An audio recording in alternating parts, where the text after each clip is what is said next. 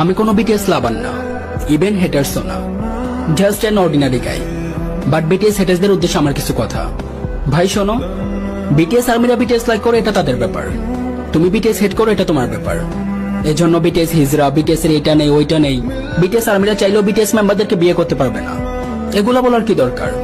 এখন দেখো, আমাদের তো অনেক কিছুই ভালো লাগে।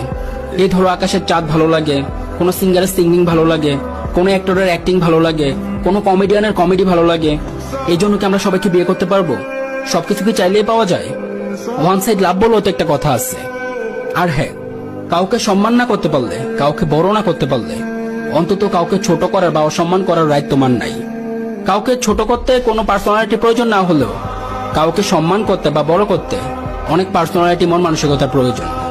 এজন্য কাউকে ছোট না করে আমরা সবাই সমান, আমরা সবাই মানুষ, মিলেমিশে চলো, সবাইকে সম্মান করতে শিখো। সম্মান দিলেই সম্মান পাওয়া যায়। ওকে।